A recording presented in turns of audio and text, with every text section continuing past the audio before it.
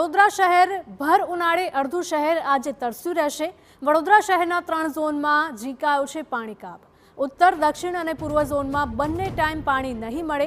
પાણી પૂરું પાડતા ધોળકા ફ્રેન્ચેલ નજીક પડ્યું છે મોટું ભંગાણ। ત્યારે ભંગાણના રિપેરિંગની કામગીરીને પગલે પાણી કાપનો નિર્ણય લેવામાં આવ્યો છે। શહેરના 7 લાખ લોકોને પાણી માટે વલખા મારવા પડશે। 8 પાણીની ટાંકી અને 8 બૂસ્ટરમાં પાણી નહીં પહોંચે।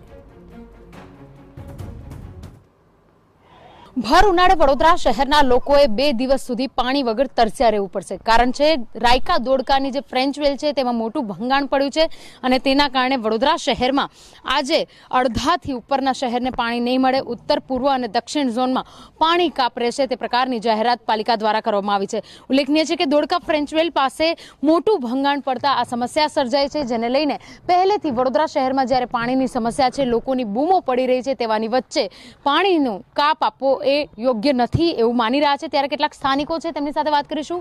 2 દિવસ પાણી કાપની જાહેરાત કરવામાં આવી છે। કેટલી તકલીફ પડી રહી છે પાણીને લઈને? બહુ તકલીફ પડે છે। પાણી જ નહીં, પાણી વગર કામ કરવાનું, વેચાથી પાણી લાવવું પડે। બિલકુલ વેચાતું પાણી લાવવું પડે છે તે પ્રકારની વાત કરી રહ્યા છે। પાણીની સમસ્યા પહેલેથી છે, તેની વચ્ચે 2 દિવસ પાણી કાપ, કેટલી મુશ્કેલી પડશે? મુશ્કેલ પડશે બેન। પીવાનું તો વેચાતું લાવીએ, પણ નાવા ધોવા કઈથી લાવીશું પાણી? 2 દિવસ એટલે એકાદ દિવસ હોય તો સમજ્યા, 2 દિવસ લગીને પાણી કઈથી લાવવાનું? બિલકુલ વેચાતું પાણી લાવવું પડશે। આજે કામગીરી છે તે વહેલી તકે પૂર્ણ થવી જોઈએ, જેના કારણે વડોદરા શહેરમાં પાણીની સમસ્યા ના થાય।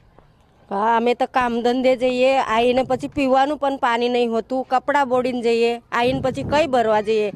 હેડપંપ પણ નથી અહીંયા કે એવું પાણી ભરીને કામ કરીએ અમે। બહુ જ તકલીફ પડે છે અમને।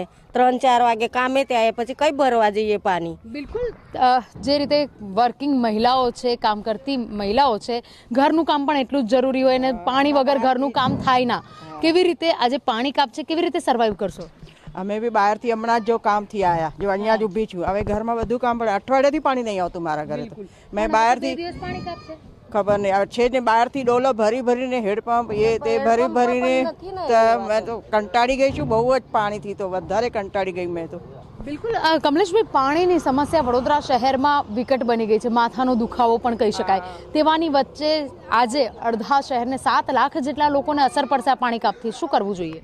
ચોક્કસથી વડોદરા શહેરની વાત કરીએ તો વડોદરામાં મહીસાગર નદી હોય, નર્મદા નદી હોય, વિશ્વામિત્રી નદી હોય, આજવા સરોવર, આ તમામ નદીઓ તળાવો વડોદરા શહેરની મધ્યમાં આવેલું છે, નજીકમાં આવેલું છે। અને કહેવાનો મતલબ કે આટલું બધું પાણી સંગ્રહ થતું હોય છતાં પણ વડોદરા શહેરના નગરજનો તરસ્યા રહી જતા હોય તેમ સ્પષ્ટપણે જોવા મળી રહ્યું છે। ખાસ કરીને વાત કરીએ તો અવારનવાર જે કહેવાય છે કે ઉનાળાની સિઝન ચાલુ થતી હોય ત્યારે જ વડોદરા શહેરની અંદર ભંગાણ સર્જાતું હોય, એટલે કંઈક ને કંઈક લાગી રહ્યું છે કે કોન્ટ્રાક્ટરોની નિષ્કાળજીના કારણે અવારનવાર ભંગાણ સર્જાતું હોય છે। તેના કારણે વડોદરા શહેર હર હંમેશા તરસે મરી રહ્યું છે। આજે પણ તમે જોશો કે પાણી વેચાતું લાવવું પડે છે, નવા ધોવાના પાણીનું પણ ઠેકાણા નથી।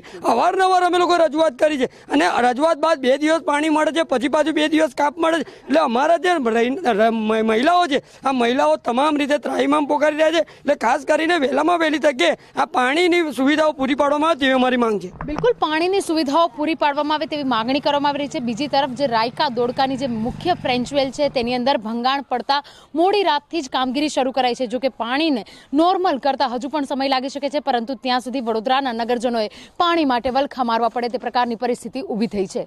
કેમેરા પર્સન રોહિત ગોયલ સાથે અંજલિ ઓઝા, TV9 વડોદરા।